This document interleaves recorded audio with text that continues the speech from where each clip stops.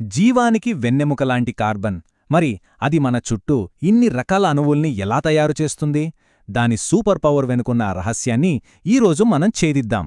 రసాయన శాస్త్రంలో చాలా ముఖ్యమైన ఒక కాన్సెప్ట్, అదే సంకరీకరణం. దాని గురించి తెలుసుకుందాం. సరే, అసలు విషయంలోకి వెళ్దాం. ఇదో పెద్ద చిక్కు ప్రశ్న. కార్బన్ ఎలక్ట్రాన్ విన్యాసం ప్రకారం చూస్తే అది కేవలం రెండే బంధాలు ఏర్పరచాలి. కాని మనకు తెలిసిందేంటి? అది ఎప్పుడూ స్థిరంగా 4 బంధాలను ఏర్పరుస్తుంది. ఈ తేడానే దాని శక్తికి అసలైన కారణం. మన ప్రయాణం ఎలా ఉండబోతోందంటే, ముందుగా ఆ కార్బన్ చిక్కు ప్రశ్న ఏంటో సరిగ్గా అర్థం చేసుకుందాం. తర్వాత సంకరీకరణం అనే ఒక అద్భుతమైన సొల్యూషన్ గురించి తెలుసుకుని sp3, sp2 మరియు sp అనే 3 ముఖ్యమైన రకాలను చూద్దాం.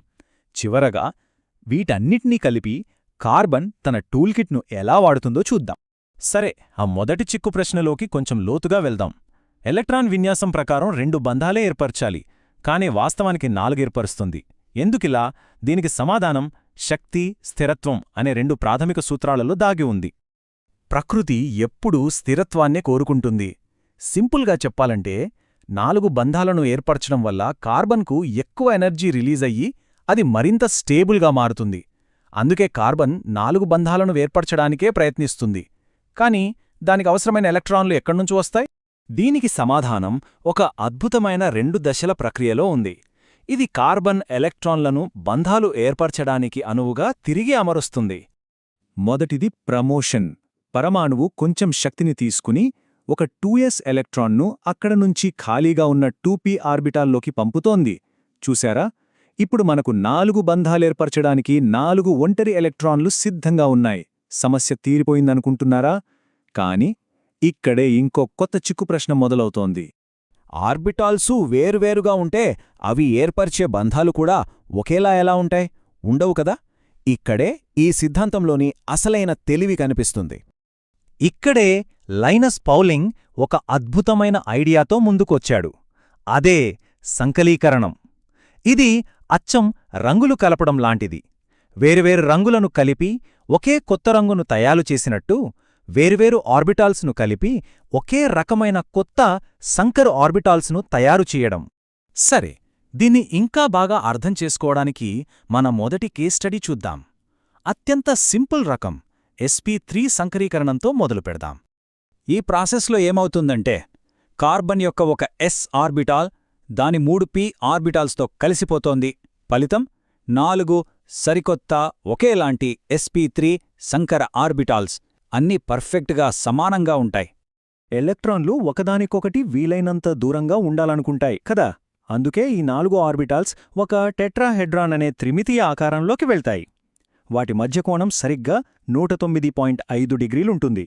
ఈ అమరిక మీథేన్ లాంటి అణువుల యొక్క నిజమైన ఆకారాన్ని నిర్ణయిస్తుంది. కాబట్టి ఇక్కడ ముఖ్యమైన పాయింట్ ఏంటంటే, ఈ sp3 ఆర్బిటాల్స్లో ప్రతి ఒక్కటి ఒక హైడ్రోజన్ పరమాణువుతో సిగ్మా బంధం అనే బలమైన డైరెక్ట్ బంధాన్ని ఏర్పరుస్తుంది. దీనివల్లే మనకు చాలా స్థిరమైన మీథేన్ అణువు ఏర్పడుతుంది. మరి కార్బన్కి ఎప్పుడూ 4 వేర్వేరు పరమాణువులతో బంధం ఏర్పరచాల్సిన అవసరం ఉండదు కదా.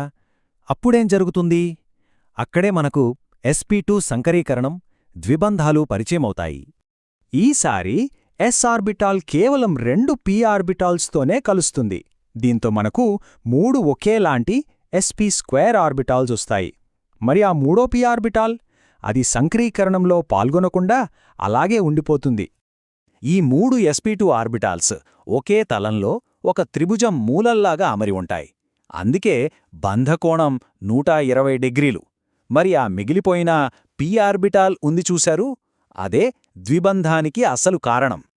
ఇప్పుడు మనం 2 రకాల బంధాల గురించి మాట్లాడుకోవాలి. సిగ్మా బంధం అంటే ఒక బలమైన హ్యాండ్షేక్ లాంటిది, డైరెక్ట్గా బలంగా ఉంటుంది. మరి పైదందం? అది ఆ హ్యాండ్షేక్ పైన, కింద, సైడ్ నుంచిచ్చే సపోర్ట్ లాంటిది, కొంచెం బలహీనంగా ఉంటుంది. ఈ థీన్లో ఏం జరుగుతుందంటే, 2 కార్బన్ పరమాణువుల మధ్య ఒక బలమైన సిగ్మా బంధం, ఒక బలహీనమైన పై బంధం ఏర్పడతాయి. ఈ రెండింటి కలయికనే మనం సింపుల్గా ద్విబంధం అంటాం. ఇదే లాజిక్తో మనం ముందుకు వెళితే, కార్బన్ కేవలం 2 ఇతర పరమాణువులతోనే కలిస్తే ఏమవుతుందో ఈజీగా ఊహించవచ్చు. అదే sp సంకరీకరణం. ఇప్పుడు ఇంకా సింపుల్. ఒక s ఆర్బిటాల్ కేవలం ఒక p ఆర్బిటాల్తోనే కలుస్తుంది.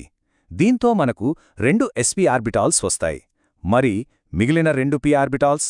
అవి సంకరీకరణంలో పాల్గొనకుండా అలాగే ఉండిపోతాయి. ఈ 2 sp ఆర్బిటాల్స్ ఒకదానికొకటి ఎంత దూరంగా ఉండగలవు? సరిగ్గా 180 డిగ్రీల కోణంలో ఒక సరళ రేఖలాగా ఉంటాయి. అందుకే దీని ఆకృతి రేఖీయం. చాలా సింపుల్. ఇథైన్లో కార్బన్ల మధ్య ఒక సిగ్మా బంధం ఉంటుంది. ఆ తర్వాత మిగిలిన 2 p ఆర్బిటాల్స్ పక్కపక్కనే చేరి 2 పై బంధాలను ఏర్పరుస్తాయి. అంటే ఒక సిగ్మా 2 పై బంధాలు. దీన్నే మనం త్రిబంధం అని పిలుస్తాం. సరే, ఇప్పటిదాకా చూసిందంతా ఒక్కచోట చేర్చి చూద్దాం. కార్బన్ దగ్గర ఎంత అద్భుతమైన టూల్కిట్ ఉందో మీకే అర్థమవుతుంది. చూడండి, ఇక్కడ అంతా స్పష్టంగా ఉంది. కార్బన్ ఒకే రకమైన బంధానికి కట్టుబడి ఉండదు. దానికి అవసరాన్ని బట్టి sp3, sp2 లేదా sp ఇలా ఏదైనా ఎంచుకోగలదు. ఈ ఫ్లెక్సిబిలిటీ వల్లే జీవానికి అవసరమైన సంక్లిష్ట నిర్మాణాలను నిర్మించగలుగుతోంది. అసలు విషయం ఏంటంటే, ఈ సౌలభ్యమే కార్బన్ యొక్క అసలైన సూపర్పవర్. ఇది లేకపోతే జీవమే లేదు. ఇది మనల్ని ఒక ఆసక్తికరమైన ప్రశ్న దగ్గర వదిలేస్తుంది. ఏకబంధం నుండి ద్విబంధం, త్రిబంధానికి వెళ్తున్నప్పుడు ఆ బంధం పొడవు, బలం ఎలా మారతాయి? దాని గురించి మరోసారి మాట్లాడుకుందాం.